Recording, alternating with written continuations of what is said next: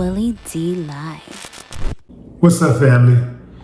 Ever heard of Sarah Rector? She was the first woman millionaire in Kansas City.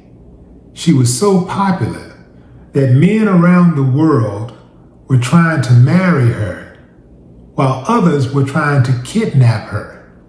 Yeah, I'll give you the short side of the story. Oh, buckle up, fam.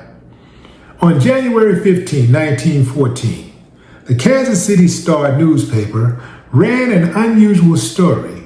At least 4 men from Germany were writing letters to Oklahoma, desperate to grab the attention and approval for marriage to a resident they had never met. Up until recently, they would not have even known she existed, but unexpectedly coming into possession of a fortune would ensure that her name would remain in headlines for decades to come. None of the proposals would be followed up on for many reasons, but the biggest one probably was the fact that the person they were all clamoring for was a 12-year-old African-American girl named Sarah Rector, a 12-year-old African-American girl that had an income of $15,000 a month. Sarah Rector was born in Oklahoma on March 3, 1902, to Joseph and Rose Rector, both descendants of slaves of the Creek Nation. Long before she was born in 1866, a treaty was signed between the United States government and the Creek Nation, promising emancipation to their 16,000 slaves and the incorporation of them into their nation as citizens that were entitled to equal interest in the soil and national funds. Because these people were formerly enslaved under the Muskogee Creek tribe, they were referred to as Creek freedmen miners, and they were entitled to land under the Dow's Allotment Act of 1887, with 160 acres of land being granted to approximately 600 black children. This was very different from African Americans enslaved by people outside of Native American tribes who were granted citizenship after slavery but were never given land. When Rector was born in 1902, she was officially a resident of Indian Territory because Oklahoma was not yet a state, and because she was a descendant of slaves who had been owned by Creek Indians before the Civil War, she also was entitled to a parcel of land. Notoriously, the land granted to former slaves and their descendants was rocky, hilly, and ill-suited for any agricultural endeavors, but despite the land being less optimal, the family still had to pay an annual property tax of $30. Sarah's piece of land was located 60 miles from the Rector home in Glenpool, Oklahoma, and when faced with another round of paying property taxes, Sarah's father petitioned the Muskogee County Court to sell the parcel, but his request was denied because of restrictions requiring he continue to pay the taxes on the land.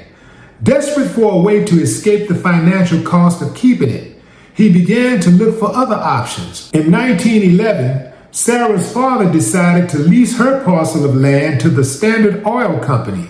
It turned out to be the best decision of his life and his daughter's life.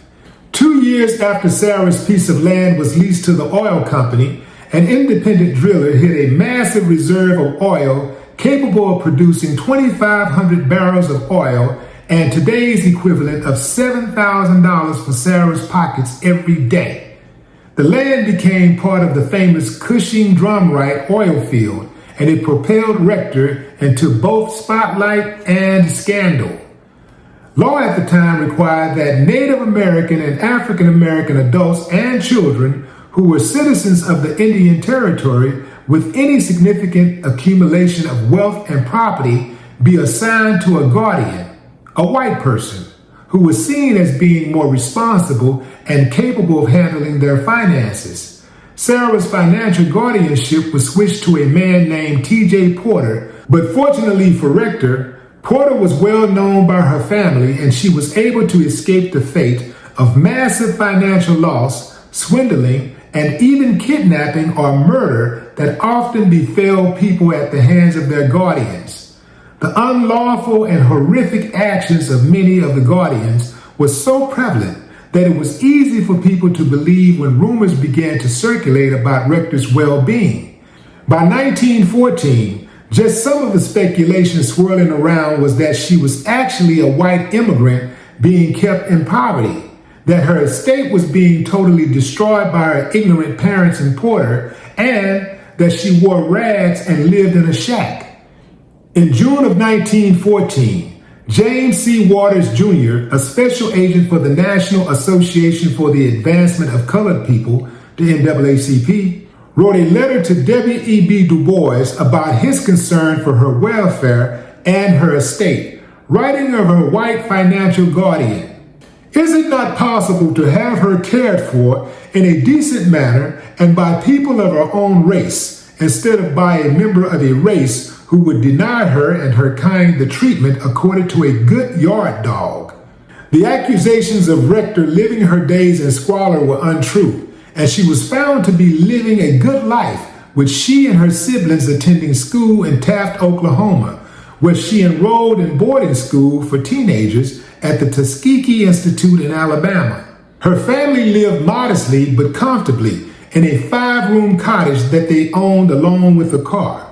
The accusation of Rector actually being white was only exacerbated by the Oklahoma legislature, which, because of her massive wealth, actually did legally declare Rector white to enable her to ride the railroad as a first-class passenger.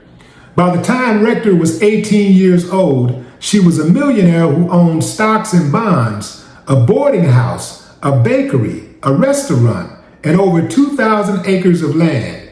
She and her entire family moved to Kansas City, Missouri, where she purchased a mansion on 12th Street. And after she married her husband, Kenneth Campbell, in 1922, the home and the restaurant they owned became the site of many lavish parties, with attendees the likes of Duke Ellington and Count Basie. She and Campbell had 3 children together, but the marriage ended in divorce in 1930. 4 years later, she remarried a man named William Crawford. Unlike her early years, where her name and story was plastered across the headlines, as an adult, Rector kept a low profile, enjoying her wealth and spending it freely on clothes, jewelry, cars, and speeding tickets she would often get from her travels. She remained in the Kansas City area for the remainder of her life until she passed away on July 22, 1967, at the age of 65. Her remains were buried in the city cemetery of Taft, Oklahoma, along with her parents. The story of Sarah Rector is more than a simple tale of rags to riches. It is a story that illustrates the complex issues of race, citizenship, identity, the role of wealth, and how one girl defied all odds, lived her life her way, and triumphed in the aftermath of a still deeply divided country being nearly torn down around her.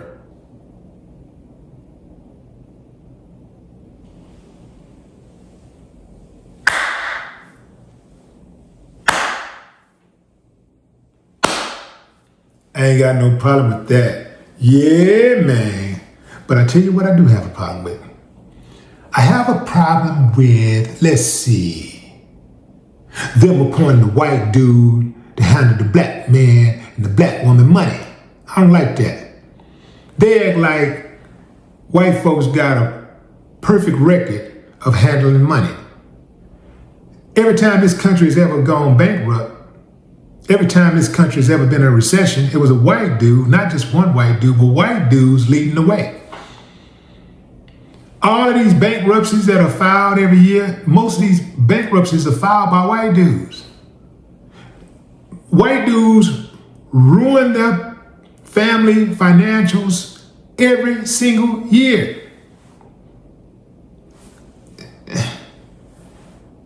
See, I don't think they hired the white guy or appointed the white guy because they just automatically felt he was more fiscally responsible. I think they did it because they could do it. We're going to do it we got to make sure we get some of this money.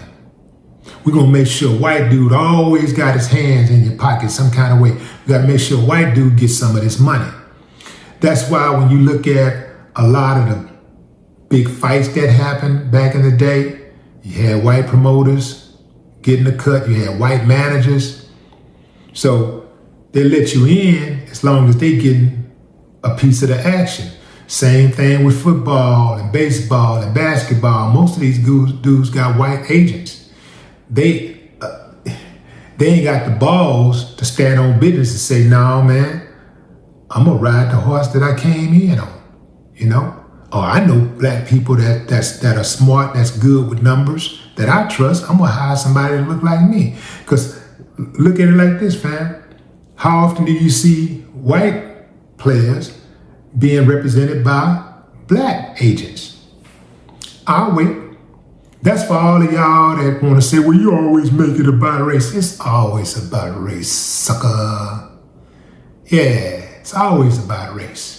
And I'll tell you something else that I did not like. I did not like the fact that, we got to make her white. We're going to put her down as a white person in order for her to ride first class. So the people that look like her, they can't ride first class. But we'll make an exception if you got that money. Yeah. What I want to know is what happened to the riches. I want to know what happened to the rest of that money. Because they said she became a millionaire by the time she was 18. She should have been a millionaire. Getting $15,000 a week? Or did they say a month? No, you said a month. $15,000 a month. She started off $15,000 a month. But how is that? Because they were saying that she had 7,000. She was getting 7,000 a day at one point. The land that she owned was collecting $7,000 a day. I don't know if that was later or earlier, but that land was collecting $7,000 a day, but she was only getting $15,000 a month. Daddy got some explaining to do. But look, man, ultimately he made the right decision, right? Dude was trying to sell that. He was trying to get from under that land, but he made a really wise decision to lease that land instead of selling that land to the oil company. He leased it. That was a really good move, and that should serve as notice for some of you out there who are sitting on land. Some of y'all are sitting on oil-rich land and you don't know it. But I would say lease anyway, like lease forever, because that's the only thing that God ain't making any more of. That's the only thing that there will be in it. There will be no more of. There will be no new land. This is it. So if you can get some land, you want to hold on to that land as long as possible. And that land is only going to appreciate. It is only going to appreciate over time. So I would say do not sell, especially if you got some highway land. If you got some land along the highway or some land in an area where, close enough to an area where you think that they're going to be developing, hold on for dear life. And what you got to also do, fam, is get used to buying land and making moves for your descendants. Get used to planting trees that you may never see grow, but your children, your grandchildren, your great-grandchildren will see. And they will be able to eat the fruit from those trees that you planted. That's how you leave a legacy. No more talk.